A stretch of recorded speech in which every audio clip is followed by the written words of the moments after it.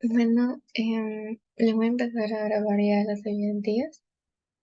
Esta ayudantía sí la vimos de forma presencial, pero estuvieron poquitas personas, porque bueno, ya me han comentado que se les hace difícil la asistencia. Entonces, ya se les voy a mostrar lo que vimos ese día. Ok, entonces, bueno, creo que todavía no les he mandado la tarea, no sé si les voy a mandar, la verdad, pero en un tema que por lo general se repetía en las tareas era el de la derivación de la fórmula y dándoles esta como principal, ¿ok? Entonces, el tema uno dice, la fórmula genérica para el cálculo de la de cubo para un compuesto orgánico, ¿ya? Aquí la profesora suele hacer como que una tabla, ¿ok? En la que separa cada elemento y separa como que en reactivos y productos, ¿ya? Entonces, tal y como indica aquí, se realiza un balance molar de cada del reactivo del producto por cada elemento. Entonces, si vemos que del carbono, ¿verdad? Tiene aquí la N, ¿verdad? Entonces sería del reactivo solamente hay uno, y luego de acá sería N por uno, ¿verdad? Entonces, ¿qué igual a N? En el hidrógeno sería A de este lado y del otro lado sería A medios por 2, ¿verdad? Si se dan cuenta, A medios por 2. Ya, para el oxígeno quedaría B más 2X, o sea, digamos, en este caso, todo esto se lo denomina como X para no tener que escribirlo completamente otra vez, ¿ok? Simplemente ponemos X y por el 2, ¿no? En el lado de los productos estaría 2 y por N, ¿verdad? 2 por N y más el A medios de aquí por el 1, porque solamente hay un oxígeno. Aquí luego esto se puede simplificar, ¿verdad? N que igual a N, A igual a A. En la parte del oxígeno quedaría B más 2X, entonces 2N más A medios. Y entonces si se dan cuenta, las que se pueden resolver, por así decirlo, es la del oxígeno, ¿no? Es la que está más complicada, porque de acá se terminan por simplificar y no hay nada, ¿no? Que resolver.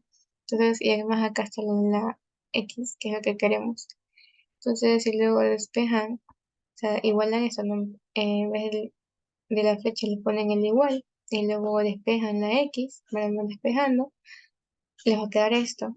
Y luego para que quede de esta forma, como tenían en un inicio, pues simplemente hacen el artificio matemático de multiplicar y dividir para 4 y ya, les quedó. De la misma forma hacen el de aquí, simplemente que ahora la fórmula les cambió, dado que ahora tienen nitrógeno. Entonces, por este motivo cambia, ¿ya? Vamos aquí. En este caso van a tener dos incógnitas, porque el agua va a tener la Y y el de aquí va a tener el, la D, ¿no? Entonces, y bueno, y la X va a seguir aquí, ¿no? Entonces, si hacen por cada elemento otra vez, N, acá es N, para el hidrógeno es A, entonces 2Y más 3D, ¿verdad? El del oxígeno sería B del oxígeno más 2X, entonces N por 2 más Y. Y de entonces D, ¿ya?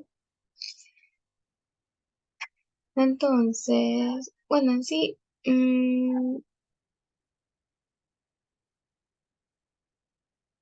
bueno, en sí el hidrógeno no habría, porque acá, o sea, aquí sí hay nitrógeno, pero este lado pues, no habría. Entonces, no, esto no estaría bien. Bueno, simplificando, ya simplificamos todo y al final nos quedamos igual solamente con la del oxígeno, que era la del hidrógeno, que era 2Y más 3D, despejamos la Y y luego con la Y la reemplazamos en el oxígeno, que es la que también tenía aquí, ¿no? Aquí estaba la Y, la reemplazamos, sería B más 2X igual a 2N más Y.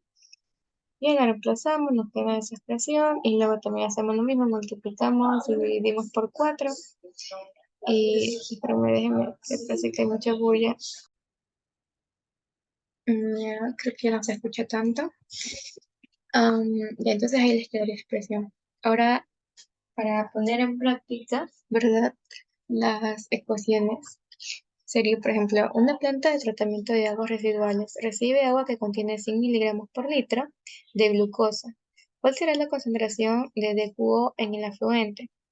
Ok, entonces, siempre cuando preguntan DQO es la demanda química de oxígeno, entonces prácticamente es llevar el valor que nos dan, ¿verdad? Tenemos glucosa, nos dan la ecuación, entonces de la glucosa pasar a hacer relación molar para poder pasar a los miligramos por litro en oxígeno, ¿verdad? Porque igual que nos dan todos, así, este sería el peso molecular de la glucosa, hacemos la relación de los moles de oxígeno que hay aquí, ¿verdad? Y luego hacemos la relación con el peso molecular del oxígeno y ya. Así es como tienen el resultado. Para la segunda que dice, ¿cuál sería el DQO si tuviéramos 100 miligramos por litro de glucosamina? ¿Ya? Entonces, ahora la de glucosamina es esta expresión de aquí. O sea, esta es la que tiene nitrógeno, ¿no? Simplemente es lo mismo, pero obviamente va a cambiar el peso molecular porque es otra molécula. Hacen la misma relación, multiplican por el peso molecular del oxígeno y ya.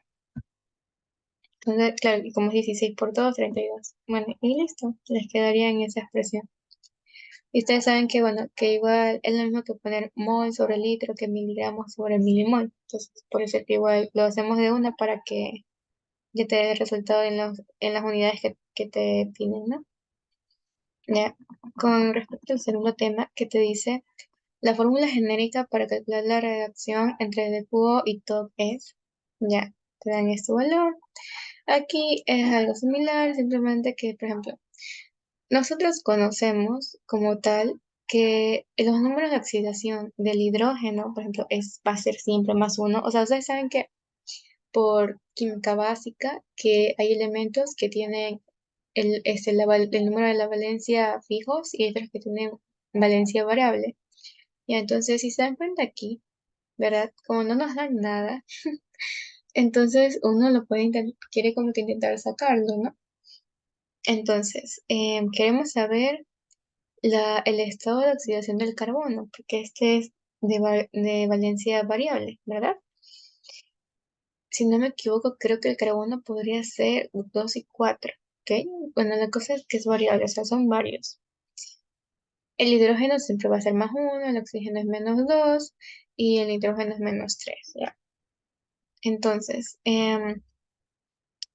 aquí se hace una relación con, o sea, hacemos como que, no sé si ustedes se acuerdan, pero para sacar la valencia que tiene es como que hacemos un balance de acá y luego lo comparamos con este y se supone que la suma de esto debe dar cero. Y entonces por eso es que en esta parte solo se considera esto y no el carbón como tal, ¿ya? Entonces decimos, a ver, si el hidrógeno es más uno por A, ¿verdad?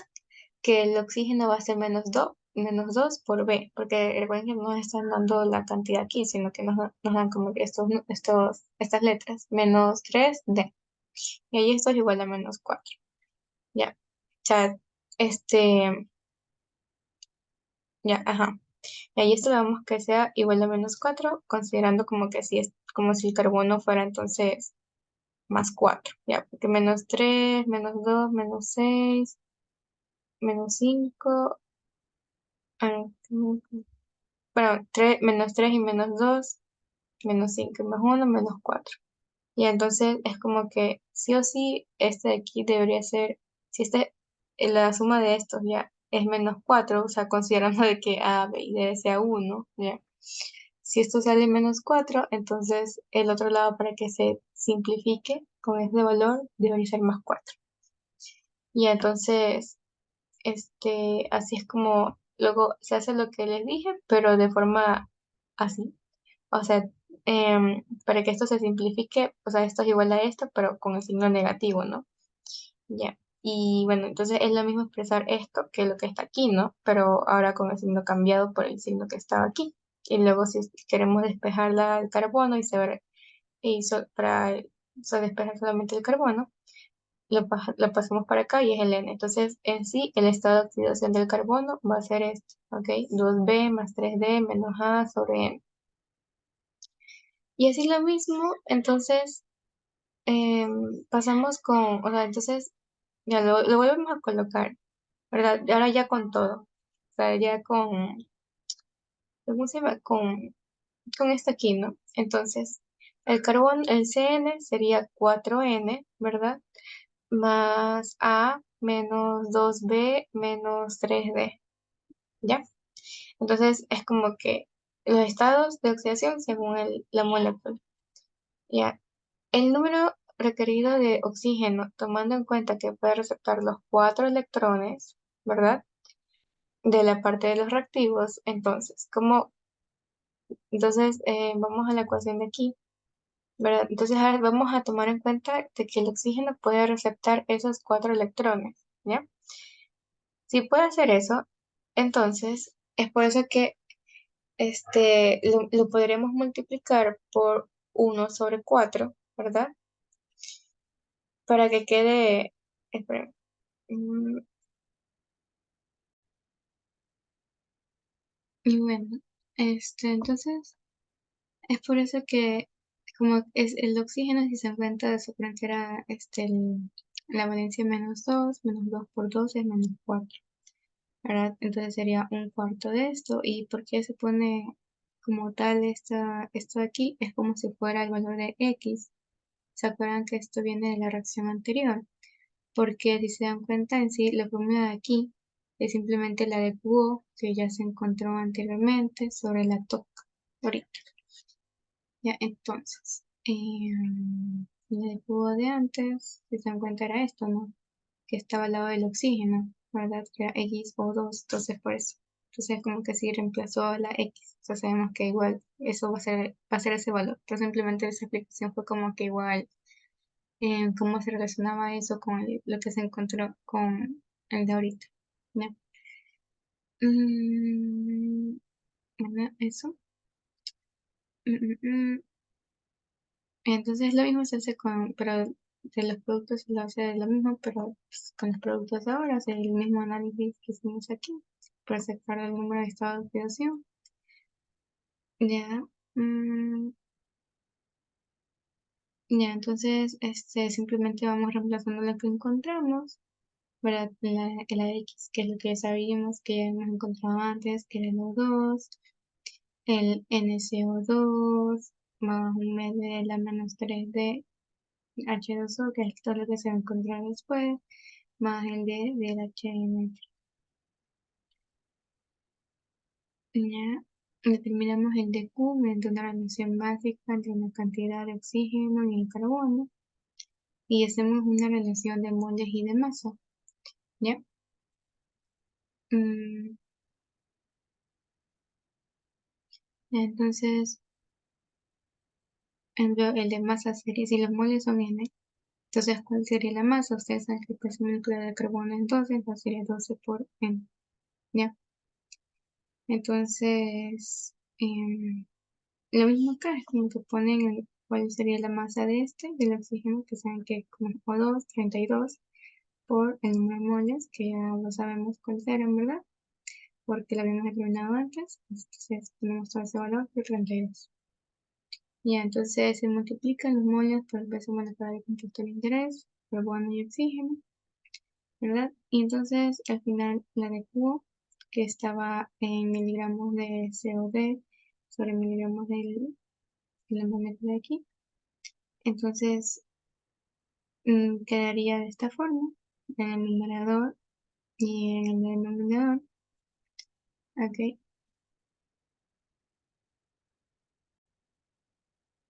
Ya, bueno, hay otra forma de verlo. Sería la primera parte, ¿verdad? Corresponde a la del oxígeno. Entonces es la masa del oxígeno, que como pueden ver es esta, ¿no? Entonces 32 dio para 4 8. Y la que está acá, ¿verdad? Ahora la parte de aquí abajo, pues simplemente es lo que ya conocemos anteriormente, ¿verdad? Esto ya lo habíamos sacado, que estaba así, ¿no? Se lo representaba de esta forma, 4n más a menos 2b menos 3d, pero igual también podemos hacerlo relacionándolo molarmente, pero bueno, sí. Entonces, bueno, básicamente sería, ¿verdad? Porque estamos sacando la masa. Si es el carbono, ¿verdad? Básicamente, pues es 2n. Si es el hidrógeno, pues sería por 1. Que si es el oxígeno es 16 y el nitrógeno, ¿verdad? Es 14. Entonces, esos son los pesos moleculares y entonces simplemente se lo representa aquí abajo. Y entonces está como que de miligramos sobre miligramo de esto. Ahora sí que queremos sacar con respecto de esto nomás simplemente es como que para verlo mejor ya, que aquí está lo que estábamos expresando antes para no tener que subir cada rato por la ecuación. Bueno, entonces, ahora que tenemos la, la de aquí, esta es con respecto al carbono, ¿verdad? Entonces, en el carbono, la masa debe ser de 12N, ¿verdad?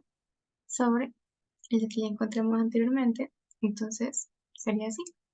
Entonces, si ahora nos pedían que sea de Q sobre TOC, entonces si les ponemos se va a ver que se va a simplificar y le va a quedar de esta forma. Y ya, hay una forma más fácil de verlo que, bueno, sería simplemente ya ponerlo directamente en la masa del oxígeno sobre la masa del carbono, ¿no? Entonces van a ver que van a llegar a lo mismo, pero no sé, pues esta es otra forma de verlo y pues, si simplemente le ponen directamente masa y la masa ya estaría también igual.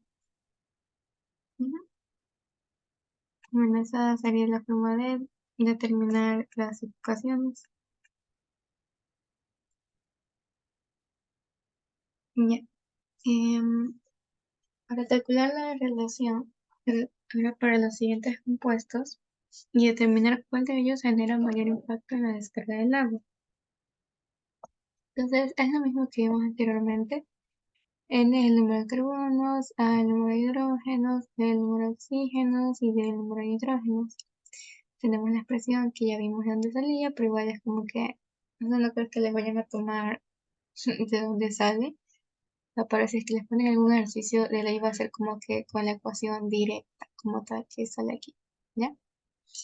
Entonces, ácido fórmico le dan, sería este compuesto, ¿no?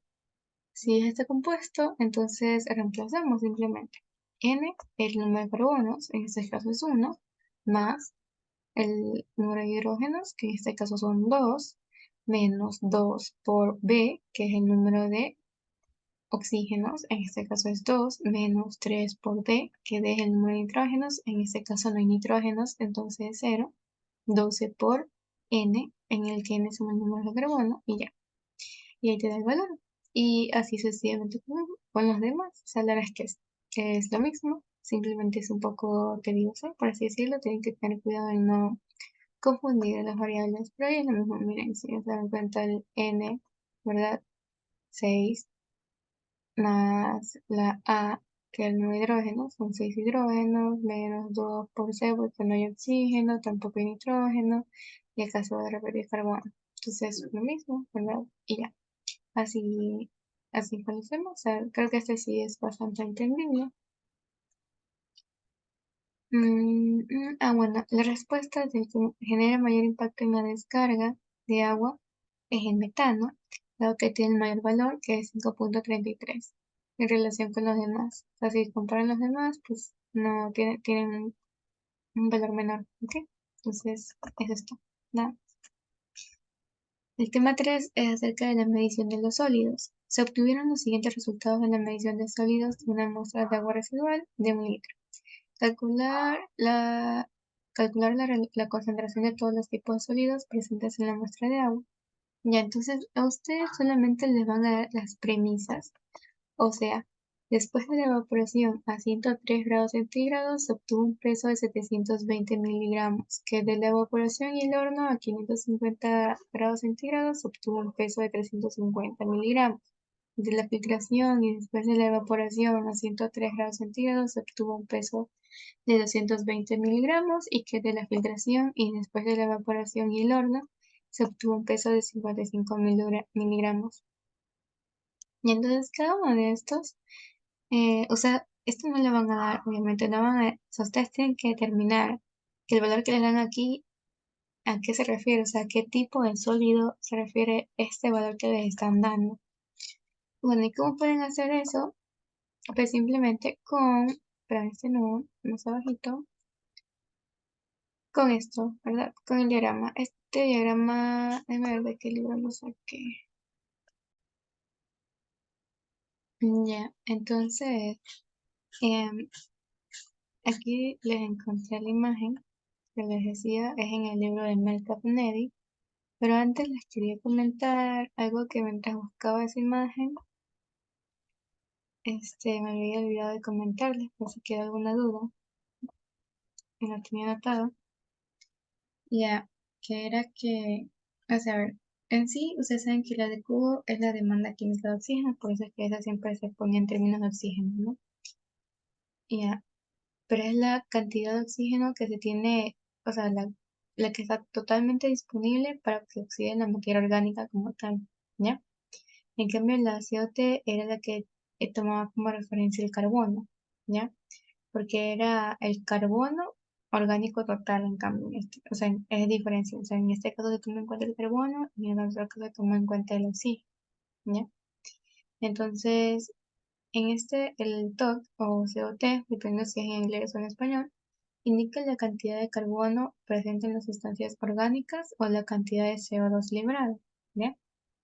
Mientras que entonces, por eso es que la relación de DQO y CO2, ¿ok? Por eso es que la relación entre estos es un índice de contaminación del agua en función del material orgánico oxidado, ¿ya? Porque está relacionando ambos, ¿ya? Y por eso es que, si es que se tiene un incremento, ¿verdad? En el VOC, ¿verdad? Puede afectar a la calidad del agua. Entonces, como bueno, y entonces por eso que, como se tiene o sea, por eso que este valor del metano es el que se genera mayor contaminación del impacto, porque bueno, es el que tuvo mayor valor de este índice contaminante. ¿Ok? Eso era por el momento. Ahora, para el libro, ya si volvemos otra vez a esta parte. eh, ya, les quería comentar que, bueno, esto es algo que con lo que se pueden medir, ¿verdad? los sólidos totales, que tenemos una muestra, si se le evapora entre creo que 103 o 105 grados centígrados, ¿verdad? Tienen los sólidos totales. Luego, si es que eso se lo filtra, ¿verdad? Se dividen en sólidos filtrables y no filtrables, ¿verdad? Que por lo general puede ser un filtro de fibra de vidrio y que, bueno, los filtrables se van de este lado y los no filtrables acá. Ya, y incluso si es que ahora eso se le aumenta la temperatura, por ejemplo, a unos 500 grados centígrados, entonces ahí se tienen lo que son los sólidos volátiles o fijos. Los volátiles, obviamente, como van a quedarse en forma de gas, no se van a tener esa cantidad como tal, o sea, no lo puedes pensar. Entonces, solamente te queda determinar los fijos y por diferencia con los que tenías anteriormente, ¿verdad? Entonces ahí puedes determinar los volátiles. Y obviamente, si quieren más teoría de esto, está en este libro, ¿verdad? De forma detallada, porque aquí está lo de que los sólidos totales, cuando se evaporan entre 103 y 105 grados centígrados, pues se tiene eso. Em, ya los sólidos sedimentales se definen como aquellos que se sedimentan en el fondo de un recipiente de forma cónica, que se acuerdan que estos conos ya los vimos en la práctica 2, el cono IMHOF, bien, en un periodo de 60 minutos, que es lo que esperamos, o para una hora, por eso es que le decimos que eso demorado. Algo más importante acá. Ya. Entonces, aquí lo que les decía es que los sólidos totales, luego de la evaporación, se pueden clasificar en filtrables o no filtrables, dependiendo de pues, si es que pasan o no el poro de la fibra de vidrio, que puede ser entre 1,2 micrómetros, ¿verdad? La membrana también, el filtro también puede ser membrana de policarbonato. Ya, no sé si eso también les pueden tomar en la lección del miércoles. pero por si acaso. Algo más importante, aquí nada más abajo, ya. Ya, bueno, entonces la fracción filtrable de los sólidos corresponde a los sólidos coloidales y disueltos, ¿ya? Entonces aquí menciona, aquí tengo una imagen incluso de colores. Aquí,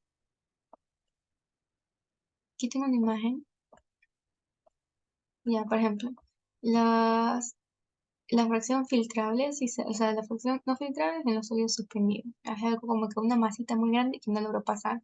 Pero en cambio, los filtrables como que ya son tamaños más pequeños que sí logró pasar la fibra, ¿verdad? Entonces se tienen como que sólidos disueltos, que son muy chiquitos, y los sólidos coloidales, que son como que ni tan grandes ni tan chiquitos, que están entre lo suficiente para pasar el filtro, ¿ya? Entonces, la suma de estas dos, pues suman la fracción filtrable, la que sí pasó. Y lo que son estos sólidos que son más como una masita un poquito más grande, pues son, también se los llaman como una torta. Algo así le decían en otro gráfico que vi, como una torta le decían. Ya, ¿qué más? ¿Qué más? ¿Qué más? Ya, entonces aquí, como les comentan, no es posible eliminar la fracción coloidal por sedimentación, sino que tienen que añadirle una coagulación, como lo hicimos también en esa práctica, ¿se acuerdan? Mm, entonces dice, ¿es necesaria la oxidación biológica o la coagulación complementadas con la sedimentación? Así como vimos en esta práctica. Ya, entonces, entonces, ahora, cada una de esas dos categorías que ya vimos, filtrables y no filtrables, se pueden caracterizar por su volatilidad, que esto depende de los 550 grados centígrados más o menos 50. ¿Ya? Entonces, a esa temperatura, todo lo que sea orgánico se va a oxidar y se va en forma de gas, ¿ok? Entonces solo les va a quedar la parte inorgánica en forma de cenizas, que es lo que menciona aquí más abajo, ¿ya? Entonces, por eso es que se tienen los sólidos volátiles y los fijos. Entonces, aquí dice que son los sólidos orgánicos y los inorgánicos, respectivamente. Orgánicos volátiles, inorgánicos fijos. Puede ser, o minerales. Puede ser que esto les tomen en teoría, por si acaso, se los digo. Y bueno, creo que eso es como que lo más relevante. Y ya podemos ver acá la ayudantía. Entonces, lo que tenemos clara como que esa parte, ya podemos saber más o menos cómo usar este gráfico, ¿no? Entonces ya sabemos, si tenemos una muestra y esta la evaporamos a 100 grados centígrados, tenemos los sólidos totales. Si es que además de eso la filtramos en una fibra de vidrio, y si es que esto sí pasa, ¿verdad? Aparte que dice filtrado, lo que sí pasa son los sólidos filtrables y los que no pasaron el filtro pues son los sólidos suspendidos. Ahora, si es que esto de aquí, además de eso, se los pone en un horno de 550 grados centígrados, ¿verdad? Entonces se van a hacer los volátiles y fijos, de los sólidos filtrables y de los sólidos suspendidos. Entonces, por eso de sólidos suspendidos volátiles, sólidos suspendidos filtrables, sólidos fijos volátiles, sólidos fijos filtrables. ¿Ya? Entonces, así. Luego se puede hacer la suma de los que son los volátiles, tanto los suspendidos como los fijos, y luego la suma de los fijos, de los suspendidos y de los filtrables, ¿ya? Entonces hacen la suma de estos dos, por eso es que se están como combinando en esta parte, y luego la suma de estos dos debería dar los sólidos totales, ¿no?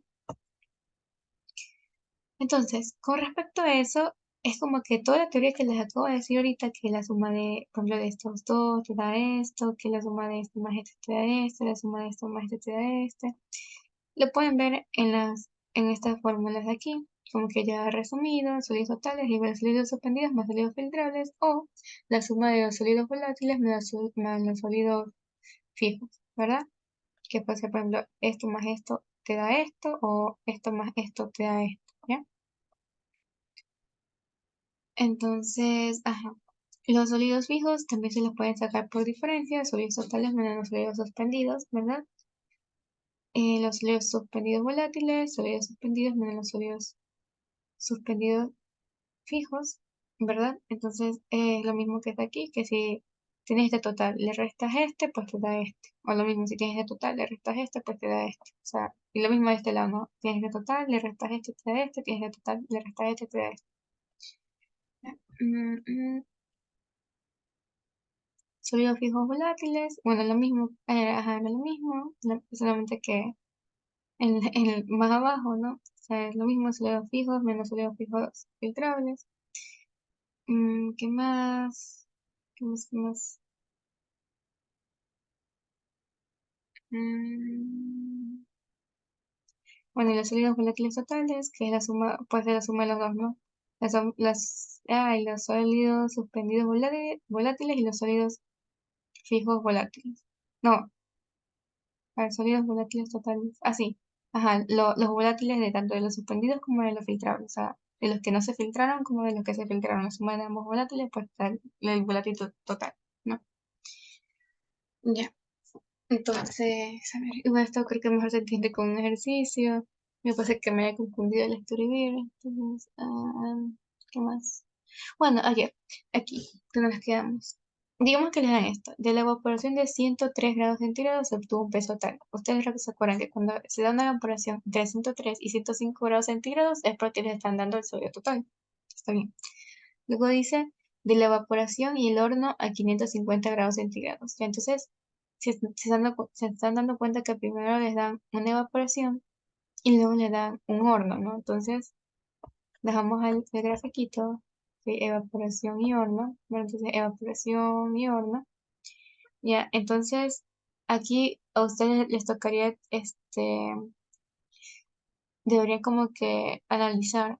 Primero, los volátiles no es posible, ¿verdad? No es posible que sean volátiles porque, ya les digo, no se puede calcular como tal algo que ya se espumó, o sea, algo que se espumó en forma de gas. Entonces, no tienen como medir algo volátil, siempre se sacan primero los que son fijos, lo que te quedó como residuo, para poder sacar lo otro, ¿no? Entonces, lo de acá como que, ajá, ya se queda como les digo, se queda como de forma, o sea, como que no puede ser. Entonces les queda si es que es parte de los filtrables o si es que es parte de los suspendidos, ¿no? Porque también podría ser este de acá. O sea, ¿quién no quita que sea el de aquí? Pero luego tenemos esto.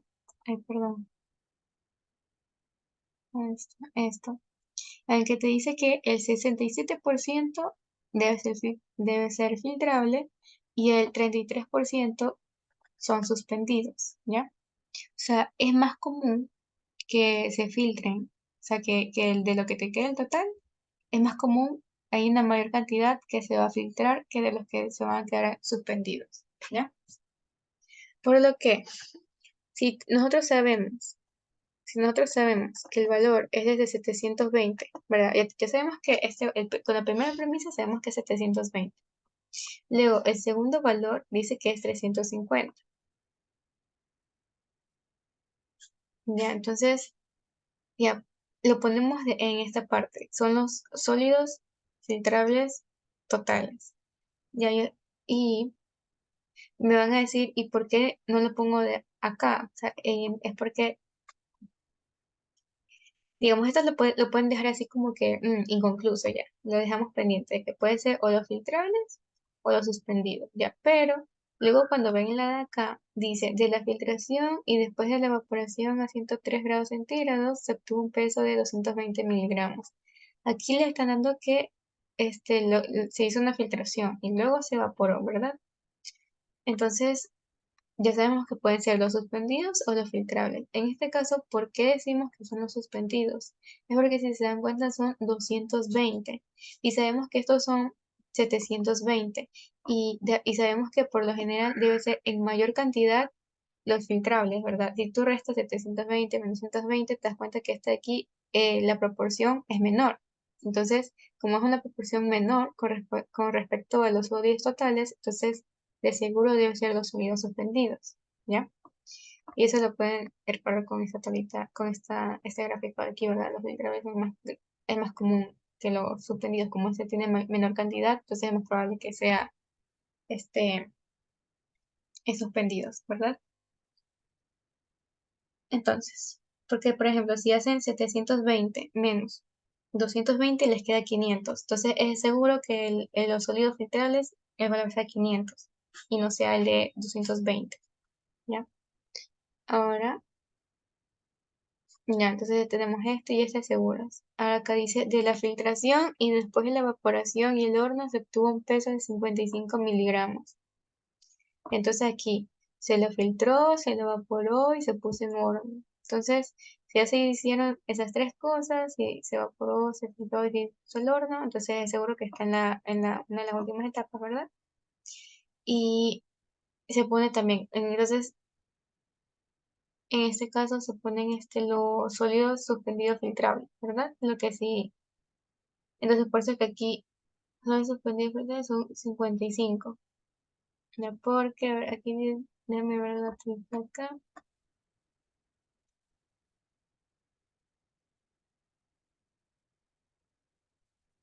Ya, ujú.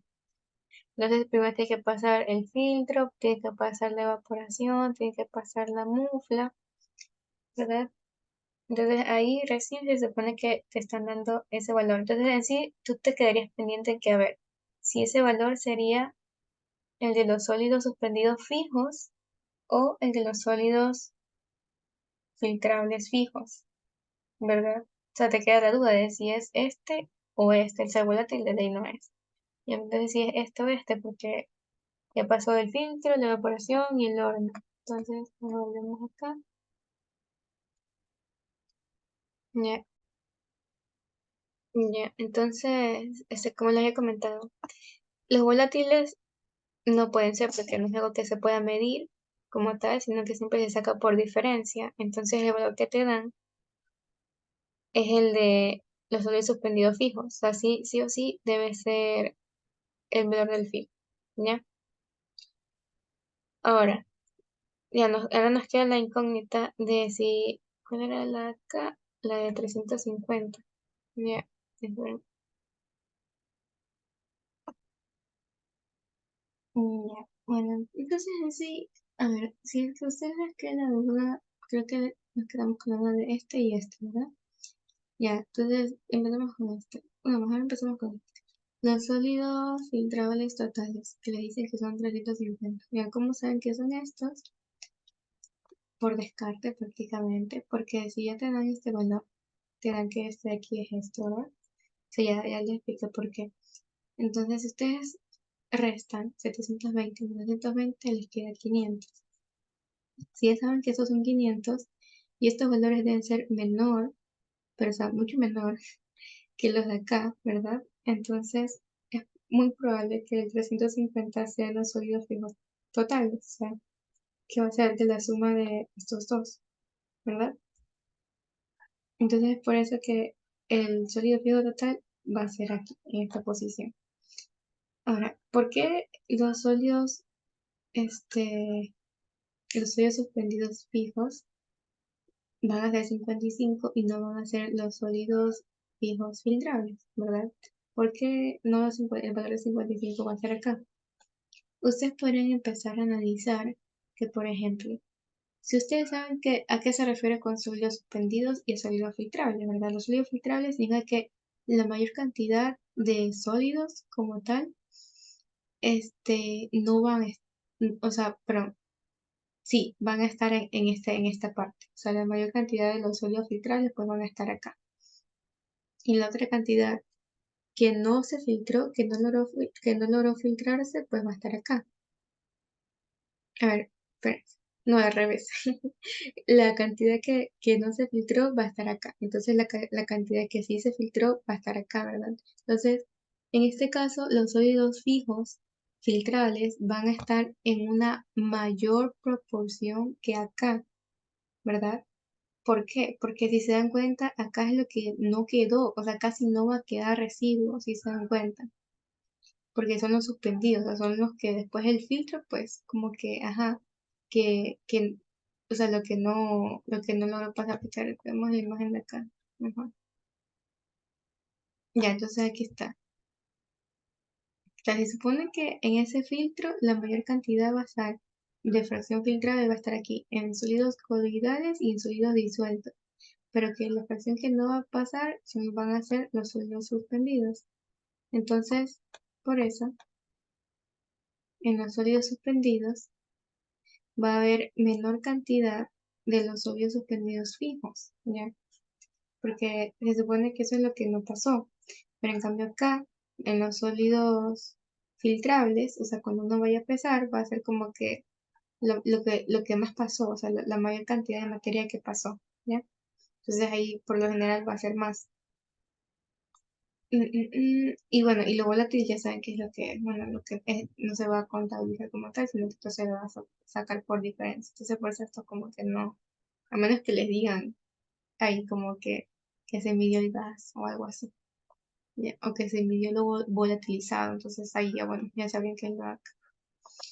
Entonces, igual, entonces les digo, porque sé que esto puede ser un poco confuso, creo que sí es confuso, pero más que nada guiándose también con esta, o sea, no es exacto, o sea, estos porcentajes no es que te van a dar exactamente así, que es el 27% y ese el 33%, no, simplemente son como referencia, como que este es mayor que este, ya, que van a ver aquí más de esto, ya, que aquí va a tener mayor cantidad que los que están aquí, ya. Y pues sí, que los disueltos van a estar más que los coloidales, ¿ya? Entonces, bueno, solo eso. Ya, entonces si vamos al ejercicio y ya tenemos identificados los tipos de sólidos que hay, pues sacamos los más fáciles, ¿no? Como ya les dije, por ejemplo, los sólidos suspendidos volátiles son los sólidos suspendidos menos los sólidos suspendidos fijos, ¿ya? Que los sólidos volátiles van a ser a los sólidos totales menos los sólidos fijos. ¿Cómo pueden saber eso también con esto? Ya entonces, digamos, sólidos, déjenme ver si mejor les recorto, mejor, voy a recortar, ¿no? Ya, bien, tenemos así,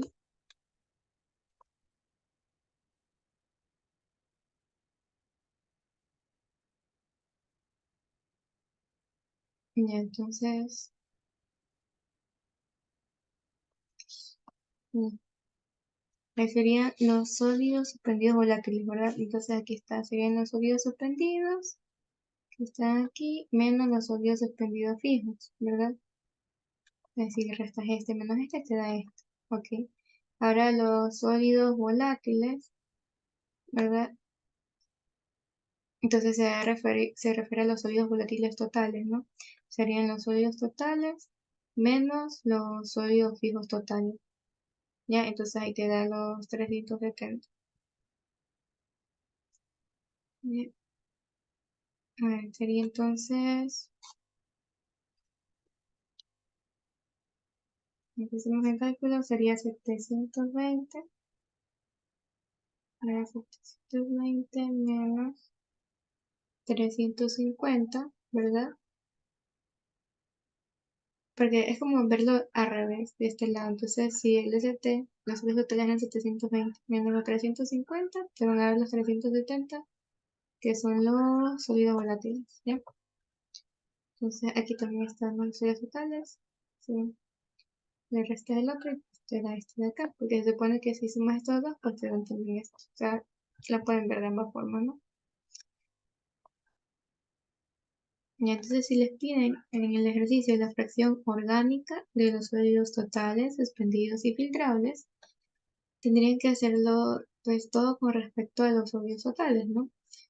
Em, por ejemplo, aquí está, los sólidos totales con respecto, bueno, digamos, sería de 320 para 720, 1.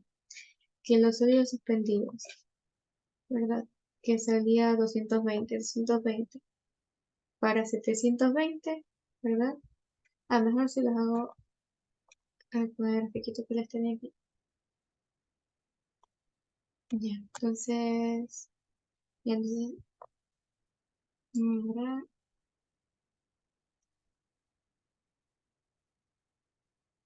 Ya. Entonces tenemos aquí sólidos totales, ya. Uno. Mm, ya sólidos suspendidos. Los sólidos suspendidos los están acá. Sería, por ejemplo, el valor de los sólidos suspendidos para los sólidos totales. Por ejemplo, sería 220 para 720. Entonces, acá. Y lo mismo para el otro lado. Entonces, sería el valor de los sólidos filtrables para el valor de los sólidos totales. 500 para 720.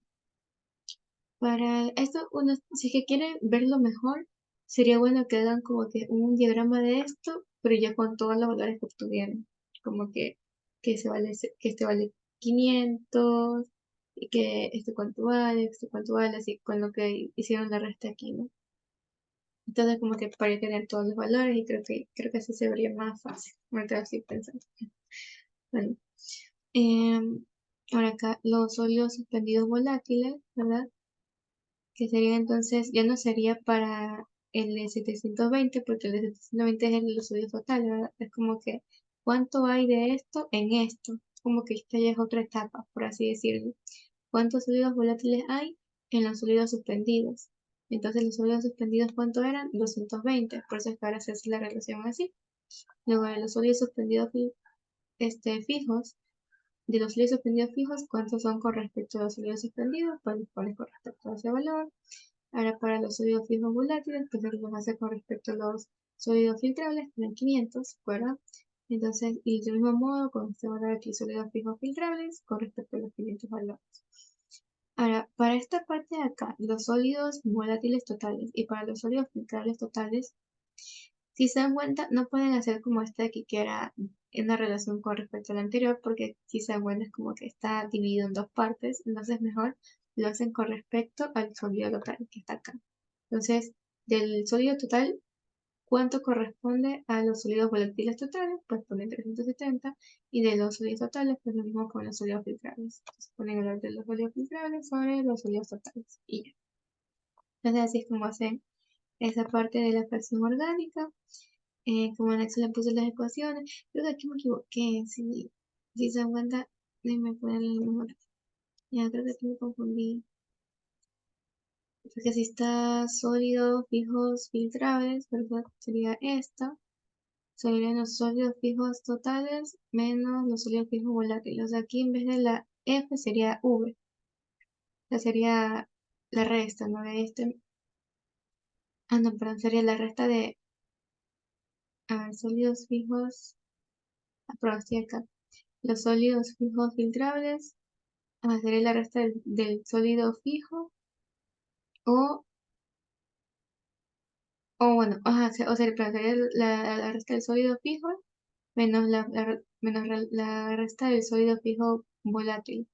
Sería este menos este, para que te dé este. Es como la ecuación que está aquí, pero despejada.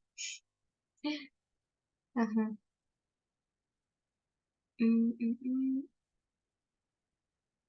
Y así. Porque igual, o no sé si tal vez yo me quería expresar a esta ecuación, esta relación de aquí, que sería el SFF,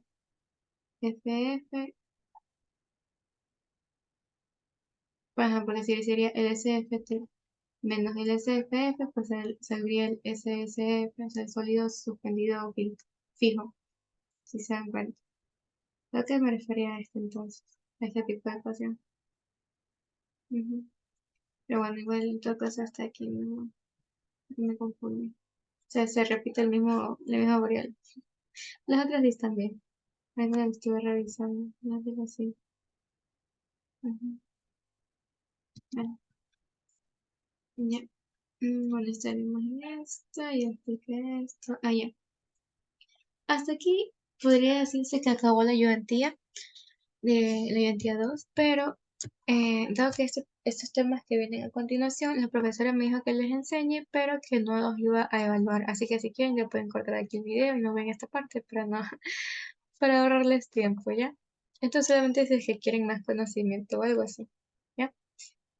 De cómo usar estos métodos numéricos, el método de mínimos cuadrados y el método de gráfico de Fujimoto. La verdad es que es muy sencillo, muy sencillo.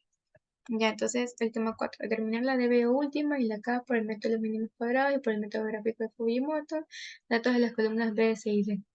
Calcular los valores de L y K correspondientes a los siguientes datos de la DBO obtenidos en un curso de agua que recibe fluentes tratados empleando el método de mínimos cuadrados y el método de Fujimoto. Ya.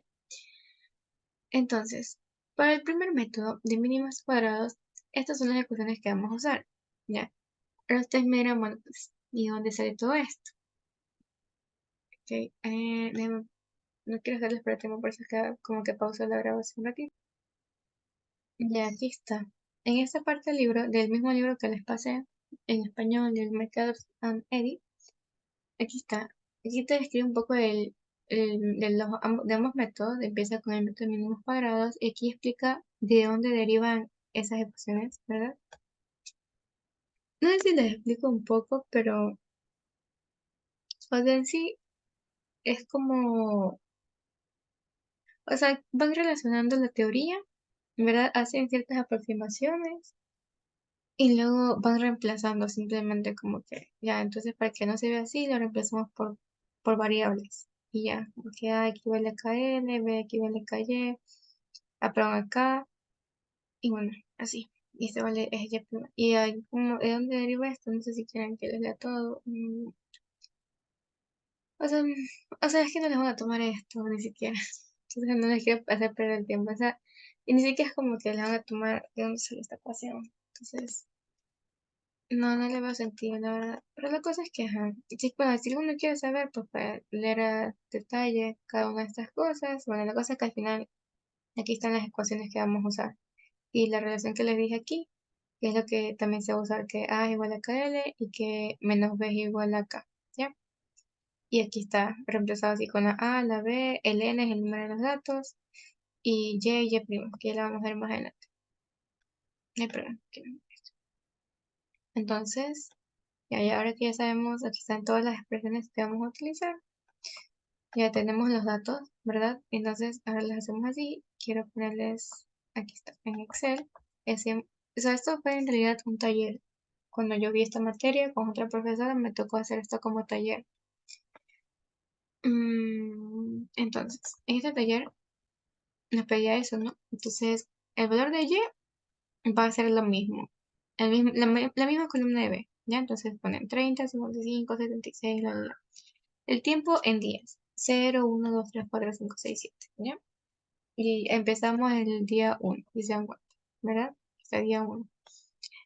Ya, para el 2 es el mismo, pero al cuadrado, ¿ya? O sea, es el valor que está aquí al ladito, pero al cuadrado. Entonces, simplemente te coges de esta columna, ahí se le eleva al cuadrado y se pone todo igualito, ¿ya? Ya,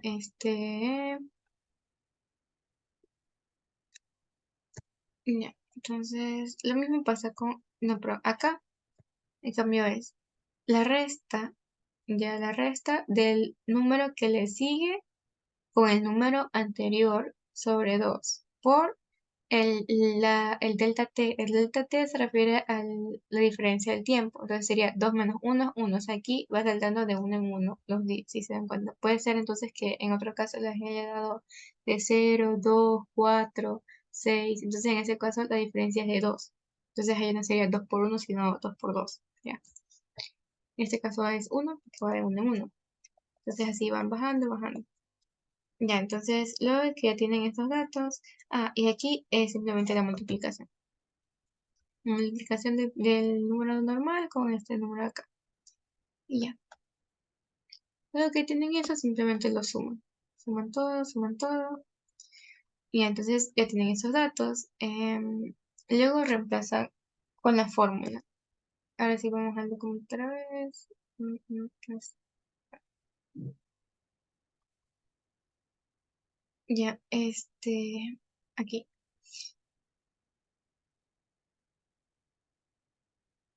Ya, entonces, pero por si acaso, en los últimos acá no se toma en consideración al último valor, ¿ya? Al último valor no, solamente se toma el 1, o sea, y siempre se toman este rango de valores. Bueno, entonces era NA, N es el número de datos, ¿verdad? Entonces el número de datos que se tomaban eran 6. El último valor nunca se lo consideraba, ¿ya? Yo, si mal no recuerdo, era por esa parte de aquí que era como que tenés que tomar el que le sigue menos el anterior. Entonces, creo que en esta parte como que no tenía sentido, como que se bugueaba y salía error. Entonces, por eso, para que todo sea como que igual, la profesora siempre nos decía que sean solamente un dato hasta o sea, el dato anterior al último. O sea, este de aquí no sería 7, y si no serían 7 datos, sino que serían 6 datos los que vamos a tomar, ¿ya? Entonces, así, n serían 6 datos, más y, ¿verdad? Que sería 482 menos 110. ¿ya? Que era el y'. Recuerden que eso es con la x. Si se dan cuenta, es la sumatoria de y menos la sumatoria de y'. Luego acá sería a por la sumatoria de y más b por la sumatoria de y al cuadrado menos la sumatoria de y por y. Ya, entonces así es como sacan menos la sumatoria de la multiplicación que les da 7800 y ya. Entonces ya tienen esto aquí y se dan cuenta que tienen dos ecuaciones y dos incógnitas que son a y b. Con eso pues lo pueden resolver a mano o en la calculadora, como ustedes gusten. Entonces ahí hallan el valor de a y hallan el valor de b, ¿verdad? Entonces esto lo escriben a mano, por eso que se escribe a mano. Ya. Y luego se utilizan las ecuaciones que vimos anteriormente, que k era menos b y que L era B sobre A, ¿ya? Entonces, aquí está, aquí, y se dan cuenta, pero menos A sobre B, era L, y K era menos B. Entonces, simplemente se reemplaza eso aquí, porque se supone que A y B lo sacamos con el sistema de ecuaciones de acá, y listo. Nada más, eso es todo. O sea, ahí se hacen lo mismo, lo mismito, con las otras columnas. Es lo mismo, y ya. Ahora, se supone que esos dos métodos son parecidos. O sea, debe darte el mismo valor de A, B, K y L. Bueno, de K y L, no, estos valores son de acá. Y te debe dar el mismo valor de K y L, ya sea utilizando el método de Fujimoto o el método de mínimos cuadrados. ¿Ya? Para el método de Fujimoto, más que nada es de forma gráfica de cómo se saca esto. ¿Ya? Ponen los valores de la DBO de la columna, en este caso de la columna B, y luego ponen en el eje de las abscisas como la DBO más 1. O sea, es lo mismo, pero ya no en el día 1, sino que ponen el del día 2. Ya, entonces sería 55, 76, 93, 108, 120. Ya, el del último recuerden que no se toma en cuenta. Entonces, así. Entonces se dan cuenta que tienen 1, 2, 3, 4, 5, 6 datos, ¿verdad? Todo bien. Entonces les toca grafican esta columna, perdón, grafican esto y luego grafican lo de acá, que simplemente es la recta identidad, que simplemente es el mismo valor, ¿no? 0, 0, 30, 30, 55, 55, o sea, es el mismo valor porque es la recta identidad y tiene que tener las mismas coordenadas, ¿no? Esto lo pueden apreciar acá, déjenme poner un ojito, y aquí está. Entonces, ya, entonces, no sé si se acuerdan, pero hay una forma de que cuando tú tocas esto, ya lo pones como en el trend line, no sé cómo se dice esto en español. Bueno, la cosa es que alargas las, las gráficas, ya, hasta que se intersequen y le ponen de forma lineal para que les dé la ecuación. Entonces ponen que se setee el intercepto, que se disponga la ecuación y si quieren también sacan el R. Por lo general solamente es la ecuación, con la ecuación. Y bueno, aquí se pone el valor de 70 para que se vea hasta donde choque, ¿ya? Bueno, y ahí, sí. Entonces aquí escribirán la ecuación que tienen aquí, ¿no? La que se les va a graficar. Que esa es la que les sale cuando ustedes ponen aquí en Excel, que es el de 0,834x más 30,005, que se les genera. Y la de acá, ya igual a x porque es la identidad, ¿no? Entonces aquí tenemos dos ecuaciones y luego simplemente les escriben acá. O sea, aquí y1 va a ser esta, ¿no? 0,834 por x más 30,005. Ya. Y aquí vamos a poner el valor de x. Ya. Y aquí va a ser la resta de estas dos. Porque de acuerdo a la teoría de mínimos cuadrados, de acuerdo a la teoría de mínimos cuadrados, está aquí. Mm, Ahora aquí estamos ahorita, creo. Ajá, ya. Bueno, el método de Fujimoto. Toma Fujimoto. Sí, sí. Sí, miren, aquí están las ecuaciones que les comentaba. Sí, igual aquí está A menos BL, B menos K, L menos O sobre B. Bueno, y aquí está la de que es la diferencia del tiempo. Ya.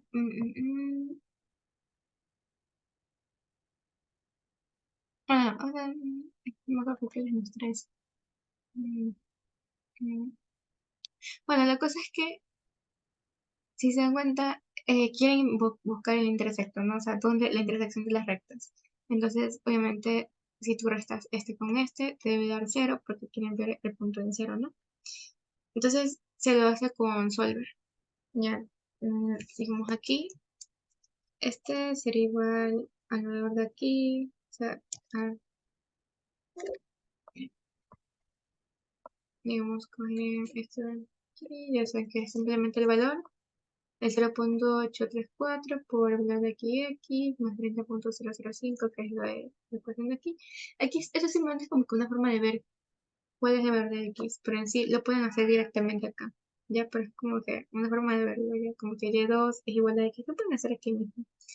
Pero bueno, ya digamos aquí, este valor no lo tenemos todavía, y que se supone que este menos esto me debe dar 0. Entonces, con Solver podemos cambiar esto. Ya, y entonces se supone que el objetivo ya sería aquí. Ajá, esta. A ver si dices. Ah, no, bueno, sí, es lo mismo. Está aquí, donde estamos ahorita. Ah, no, perdón. Sería el valor de acá, que es 0, que es el que queremos cambiar. O sea, queremos que este valor sea 0. Entonces, ajá, ahí sale 69, que debe ser 0. Ya que ya estaba por esto. Y cambiando el valor de la X, ¿no? O puede ser cambiando el valor de acá, que da lo mismo, este es este. ¿Ya? Entonces ponen solver, ya bla bla bla, y ponen ok, y listo. Entonces ya sale este valor, entonces ya saben que esto vale esto, y ya. Entonces ahí se les cambian los valores, y ya saben entonces que L, que es X, es 180. Luego con esto utilizan la ecuación para sacar la K, la constante K, simplemente que la despejan. Esta ecuación la vamos a ver más adelante igual. Este es para donde se utiliza la DBO para saber más que nada los cuántos días se tiene la DBO, la cantidad. Y entonces, pero también si es que se tiene ya el valor de L, se lo puede reemplazar y sacar el valor de la constante cinética. Pero por lo general a veces está en la constante cinética, entonces al revés. Con esto sacas esto. ¿Bien? Pero en este caso obtienes esta, la L, entonces sacas directamente, ya de acá, despejando la ecuación. Esto de aquí, igual creo que lo tengo en el. Aquí creo que dice el despeje. Ajá. Entonces, por lo general, la ecuación les va así. YT es igual a L por 1 menos Euler a la KT. Les despejamos la K y les queda esa expresión. Y esa expresión es la que se hacía y se la reemplazaba, o sea, les queda esta expresión. Luego reemplazan esto a los tantos días. En este caso era el segundo día y que era 55. Entonces, eso si quieren lo pueden ver aquí, ¿no? Aquí está. El segundo día era 55, también lo pueden ver aquí, el segundo día era 55. Ya, entonces, aquí se tomando como T al segundo día y T con respecto a ese mismo día. Entonces, T en ese caso va a ser 2. Entonces, y el valor de L que ya teníamos y ya está. Entonces, ahí sacan el valor de la constante cinética. Y con respecto a las otras muestras, pues es lo mismo para ambos métodos. Si se dan cuenta, va a ser lo mismo, tiene que ser la misma gráfica para Fujimoto, sacan lo mismo.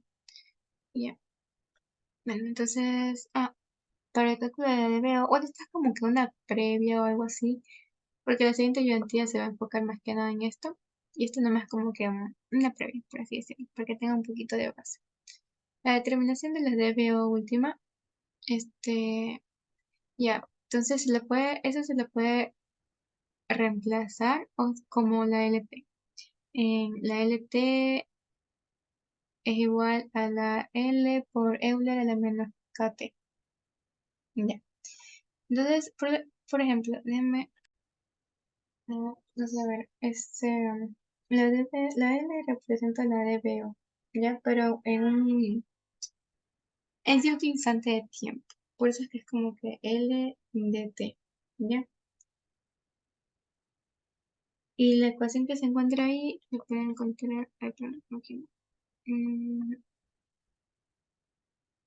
Ya, a ver, bueno, aquí está ese ejercicio, pero Voy a mostrar una gráfica de emocionamiento. Yo les encontré la gráfica que les quería mencionar.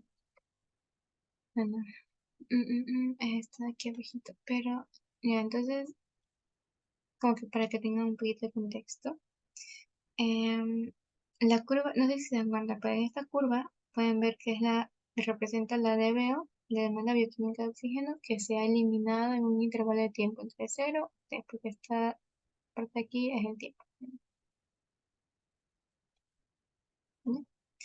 Entonces es como que, y en cambio la otra curva representa cuánto DBO hay en ese instante de tiempo, ¿ya?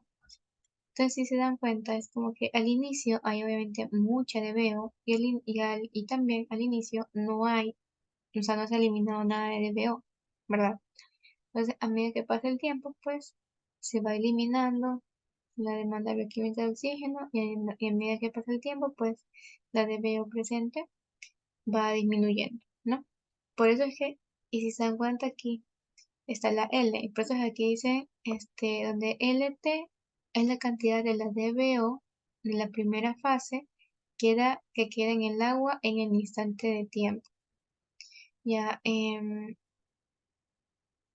ya, y miren, o sea, esto como que lo quieren hacer relación porque no sé si se dan cuenta de esta asíntota que está aquí. Y nunca va a llegar a este valor, pero es como un aproximado. Ya, entonces te dicen que la DBO última se puede aproximar como a la L que estoy teniendo, o sea, que era como que la cantidad en la primera fase, que por aquí también lo decía.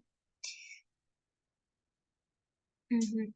Pero bueno, eso lo pueden ver por la gráfica de aquí, es como que por eso es que aproximan que la E, por eso es que dicen L o DBO al de L o la de B o que queda en el instante de T igual a 0. Es por este motivo, por cómo se relacionan estas dos curvas. No me acuerdo si lo explican más abajo. No. Bueno, igual, como ya saben que la L es lo que representa la L por una aproximación, ¿verdad?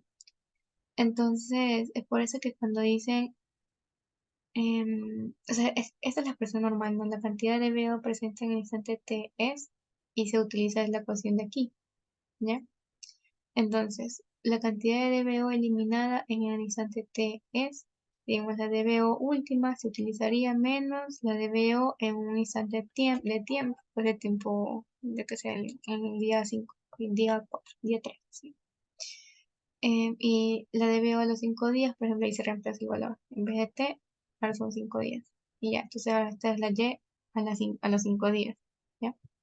Y bueno, aquí el tiempo ahora es 5, a los 5K. Entonces, bueno, eso creo que era todo. Ah, sí, bueno, por lo general, no sé si leyeron la teoría, pero se toma un tiempo como que si fuera el último tiempo de mayor remoción, 5 días. Creo que era 5 días, si no me equivoco. Porque ahí es cuando se remueven el 90% de, o sea, aquí, creo que aquí, de los 5 días.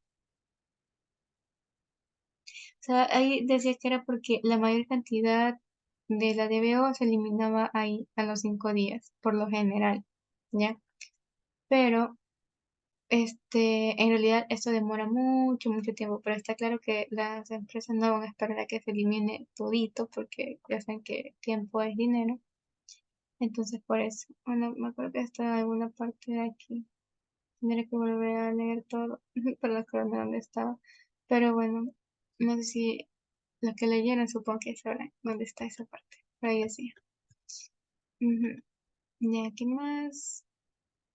Ah, esta ecuación de aquí es en caso de que no lo tengan a 20 grados centígrados la constante cinética. Es que puede ser que la constante cinética te dan a los 20 grados centígrados, pero también puede ser que no, que te digan a otra temperatura. Entonces, si no la sabes, pues ¿cómo lo vas a hacer? ¿No? ¿Cómo vas a hacer el cálculo de lo que te piden? Entonces, utilizan la ecuación que se llama la relación de Van Hoff-Arrhenius, ¿ya? Y es esta.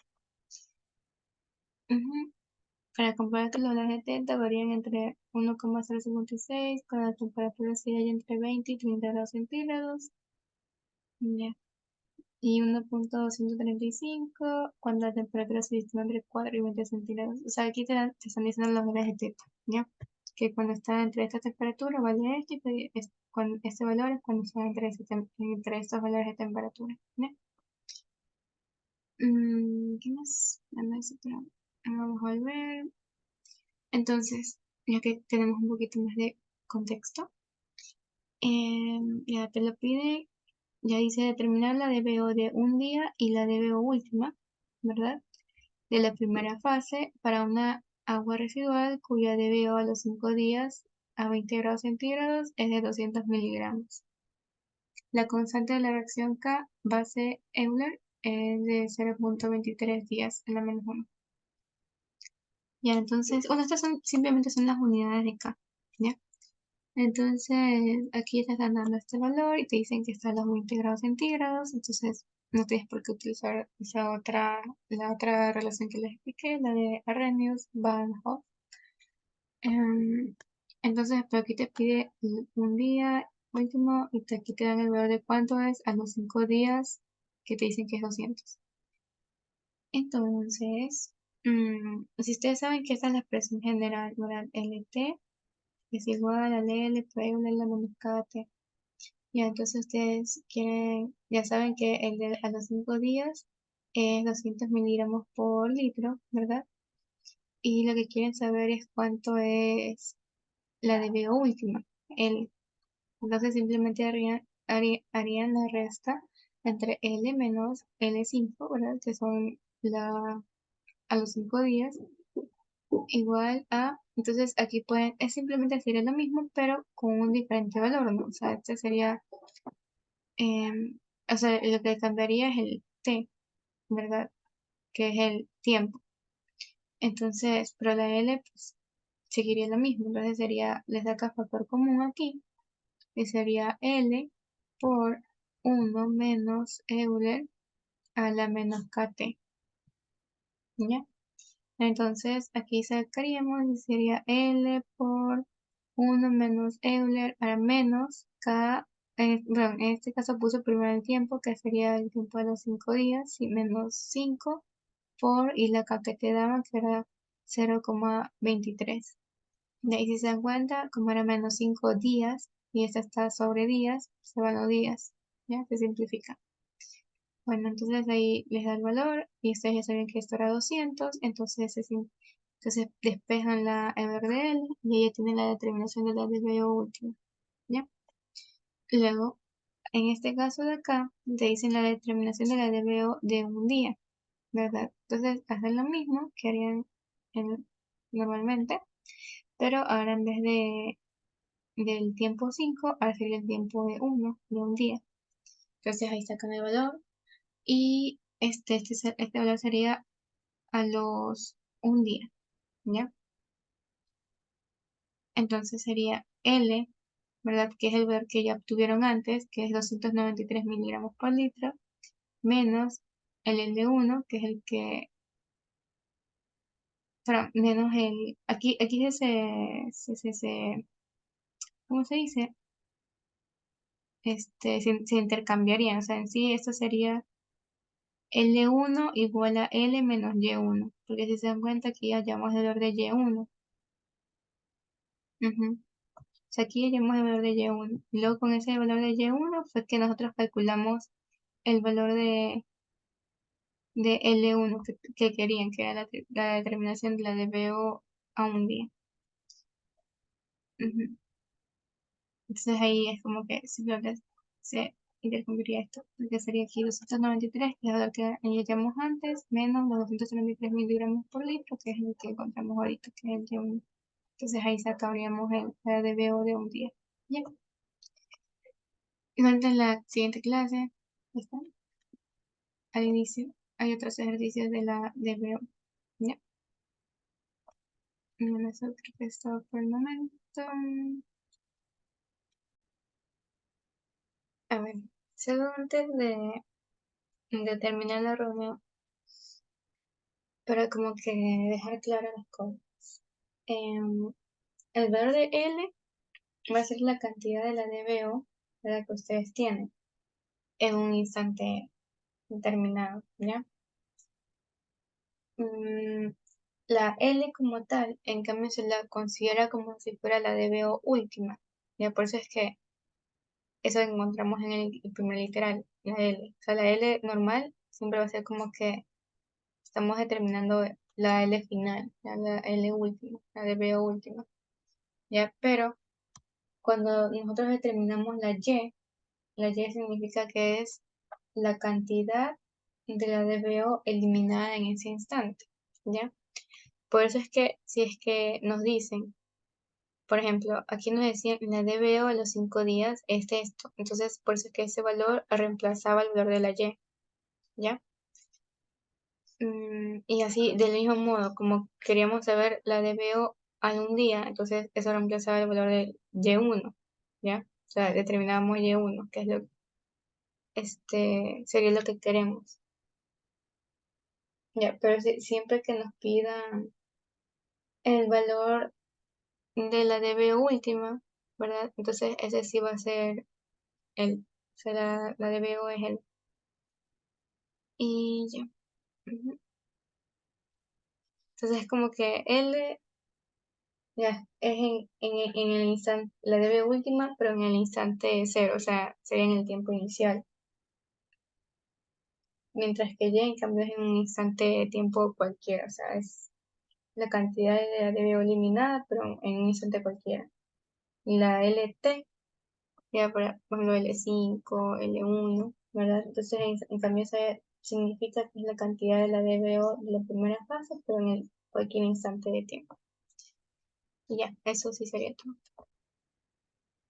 Ya, pues, por eso es que en este caso, como les decía, aquí, no sé si se dan cuenta de la primera ecuación, pero es como que L en un tiempo T.